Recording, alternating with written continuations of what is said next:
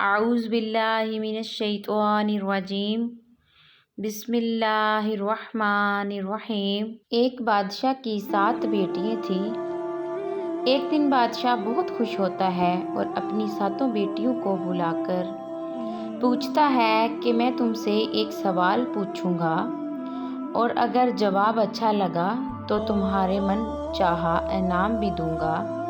سب ایک قطار میں کھڑی ہو جاؤ اور ایک ایک کر کے بتاؤ کہ تم کس کا دیا کھاتی ہو اور کس کا دیا پیتی ہو۔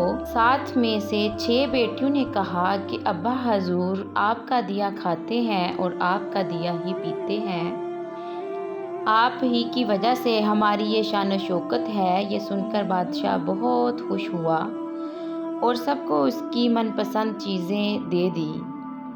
جب سب سے چھوٹی بیٹی کی باری آئی تو اس نے کہا کہ میں اللہ کا دیا کھاتی ہوں اور اپنی قسمت کا پہنتی ہوں اور یہ میرا نصیب ہے۔ بادشاہ یہ سن کر آگ بگولا ہو گیا اور کہنے لگا کہ اے کم بخت، تو نے میری ناشکری کی ہے، تجھے اس کی سزا ضرور ملے گی۔ شہزادی نے کہا جو حکم ابا حضور۔ بادشاہ نے سپاہیوں کو حکم دیا کہ جاؤ اسے جنگل میں چھوڑ آؤ، میں بھی دیکھتا ہوں کہ یہ میرے بغیر کیسے اللہ کا دیا کھاتی ہے اور اپنے نصیب کا پہنتی ہے۔ شہزادی سے تمام زیورات واپس لے لیے گئے اور خستہ حال کپڑوں میں بغیر کسی ساز و سامان کے بادشاہ کے حکم کے مطابق جنگل میں تنہا چھوڑ دیا گیا۔ سب سپاہی شہزادی کو چھوڑ کر واپس چلے گئے۔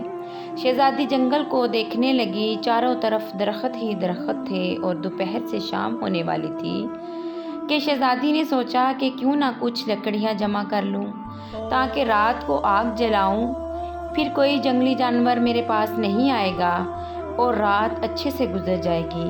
شہزادی جنگل میں لکڑیاں اکٹھا کرنے کے لیے اور ڈھونڈنے کے لیے چل پڑی۔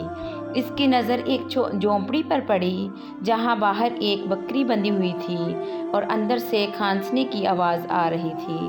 پہلے تو شہزادی بہت حیران ہوئی کہ اتنی ویران جگہ پر جھونپڑی، اور جب وہ جھونپڑی کے اندر داخل ہوئی تو کیا دیکھتی ہے کہ ایک بوڑھا ضعیف اور ایک چارپائی پر لیٹا ہوا ہے اور کھانستے کھانستے پانی پانی پکار رہا ہے۔ شہزادی ادھر ادھر دیکھتی ہے تو کونے میں ایک پانی کا گھڑا پڑا ہوا اس کو نظر آتا ہے اور گلاس میں پانی بھر کر بوڑھے ضعیف کو پلاتی ہے۔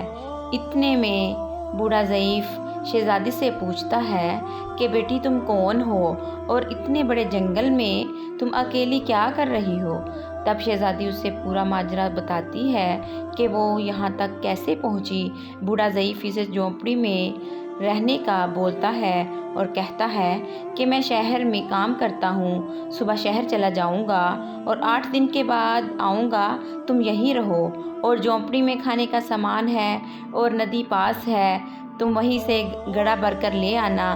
صبح کو بوڑھا ضعیف شہر چلا جاتا ہے اور شہزادی یہاں اکیلی جھونپڑی میں جگہ صاف صفائی کر کے بکری کا دودھ نکالتی ہے، آدھا اپنے لیے رکھ لیتی ہے اور آدھا باہر ایک کونے میں برتن میں ڈال کر رکھ لیتی ہے۔ سوچتی ہے کہ رات کو کوئی جانور بھوکا پیاسا ہوگا تو پی لے گا اور خود اندر آ کر سو جاتی ہے۔ صبح سویرے جب شہزادی اٹھتی ہے تو کیا دیکھتی ہے کہ دودھ کا برتن خالی اور پاس ایک لال پڑا ہوا ہے جو دیکھنے میں بہت ہی نایاب اور قیمتی معلوم ہوتا ہے اور پاس ہی سانپ کی نشانی بھی نظر آتی ہے۔ تب شہزادی کو یاد آتا ہے کہ بچپن میں اس نے سنا تھا کہ جب کوئی نایاب سانپ بہت خوش ہوتا ہے تو ایک ایسا لال اگلتا ہے کہ جس کی قیمت ہیرے زیورات سے بھی مہنگی ہوتی ہے۔ تو شہزادی بہت حیران ہوتی ہے اور دل میں سوچتی ہے کہ شاید سانپ بھوکا تھا، اس لیے وہ دودھ پی کر خوش ہوا اور خوشی میں لال چھوڑ گیا۔ پھر وہ لال اٹھا کر اپنے پاس رکھ لیتی ہے اور پھر اگلی رات شہزادی برتن میں دودھ رکھ لیتی ہے اور اگلی صبح جب دیکھتی ہے تو پھر ایک لال ہوتا ہے۔ ایسے ہی کرتے کرتے 7 دن گزر جاتے ہیں اور شہزادی کے پاس 7 لال جمع ہو جاتے ہیں اور اس دن بوڑھا ضعیف بھی آ جاتا ہے۔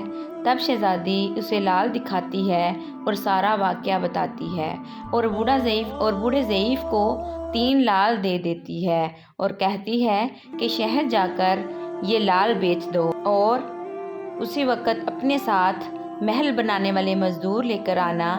باقی 4 لال شہزادی اپنے گلے میں مالا کے طور پر پہن لیتی ہے اور کچھ ہی مہینوں میں جنگل میں ایک عالمی شان محل تیار ہو جاتا ہے جس میں بوڑھا ضعیف اور شہزادی رہنے لگتی ہے۔ ایسا محل جس میں ہر آرام اور نوکر چاکر دنیا کی تمام نعمتیں موجود ہوتی ہیں۔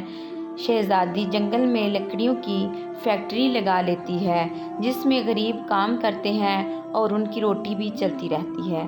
دیکھتے ہی دیکھتے جنگل شہر نما بن جاتا ہے اور دور دور تک دھوم مچ جاتی ہے کہ شہزادی بہت ہی رحم دل ہے۔